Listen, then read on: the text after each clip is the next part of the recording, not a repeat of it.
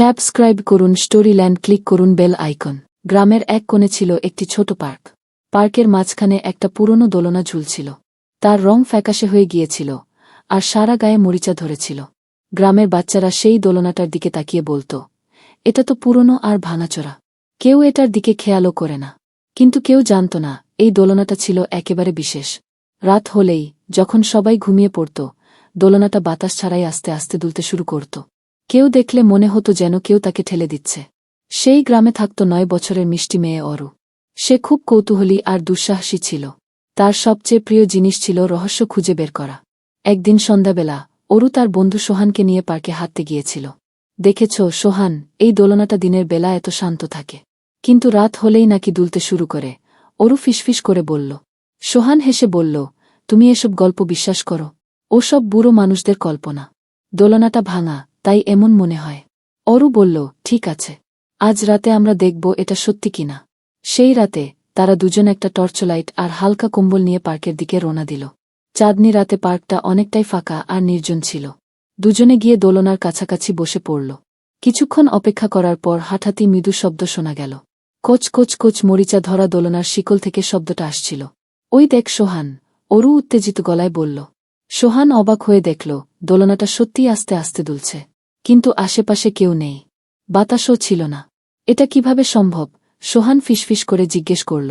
অরু সাহস করে দোলনার কাছে গেল। কেউ কি এখানে আছে? সে জিজ্ঞেস করল। হঠাৎ দোলনার কাছ থেকে মিষ্টি, নরম একটা গলা শোনা গেল। হ্যাঁ, আমি আছি। অরু আর সোহান চমকে উঠল। তারা আশেপাশে তাকিয়ে দেখল, কিন্তু কেউ নেই। আমি এখানে, দোলনায়। ভয় পেও না, সেই গলাটা আবার বলল। দোলনা নিজেই কথা বলছে। অরু আর সোহান হতভম্ব হয়ে তাকিয়ে রইল। তুমি কথা বলতে পারো? সোহান ভয় মেশানো কৌতূহলে জিজ্ঞেস করল। হ্যাঁ, দোলনাটা বলল। আমি আসলে সাধারণ দোলনা নেই। আমি একটা জাদুর দোলনা। আমাকে বানিয়েছিলেন এক বৃদ্ধ জাদুকর। তার নাম ছিল কৌশিক দাদু। অনেক বছর আগে এই গ্রামে বাচ্চাদের আনন্দ দেওয়ার জন্য তিনি আমাকে বানিয়েছিলেন। আমি যে বাচ্চাদের দোলনায় চড়াতাম, তার সব ইচ্ছে পূরণ করার ক্ষমতা ছিল আমার। তাহলে এখন তুমি এমন ভাঙাচোরা কেন? অরু জানতে চাইল। দোলনা একটা দীর্ঘশ্বাস ফেলে বলল, বেশ কিছু বছর হল এই গ্রামের বাচ্চারা আমাকে ভুলে গেছে। আমি এখানে পড়ে থেকে ধুলো আর মরিচায় ঢেকে গেছি। এখন আর কেউ আমার কাছে আসে না। তাই আমার জাদু শক্তিও ম্লান হয়ে গেছে। আমরা কি তোমাকে সাহায্য করতে পারি? অরু মায়াভরে জিজ্ঞেস করল। তোমরা যদি আমাকে আবার নতুন রং করে দাও আর বাচ্চাদের বলো যে আমি কত বিশেষ, তাহলে আমার শক্তি আবার ফিরে আসবে। তখন আমি আবার তোমাদের সব ইচ্ছে পূরণ করতে পারব, দোলনাটা বলল। অরু আর সোহান পরের দিন সকাল থেকেই কাজে নেমে পড়ল। তারা পার্কের দেখভালের দায়িত্বে থাকা কাকুকে গিয়ে বলল, আমরা দোলনাটাকে নতুন রং করতে চাই। আপনি আমাদের রং আর তুলি দিতে পারবেন? কাকু একটু অবাক হলেন, তবে রাজি হয়ে গেলেন। 2 দিন ধরে তারা দোলনাটাকে ঝকঝকে করে রং করল। দোলনাটা এবার আগের মতোই সুন্দর হয়ে উঠল। তারা দোলনাটার পাশে একটা বোর্ড লাগিয়ে লিখল, এই দোলনা জাদুর দোলনা, চড়লে ইচ্ছে পূরণ হয়।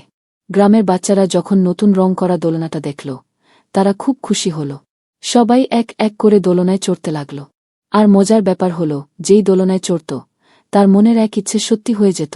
একদিন ছোট্ট মেয়ে নীরা দোলনায় চড়ে বলল, আমার ইচ্ছে, আমার হারিয়ে যাওয়া খেলনাটা ফিরে আসুক। আর কি আশ্চর্য, পরের দিন সকালে সে তার খেলনাটা তার ঘরের সামনে পেল।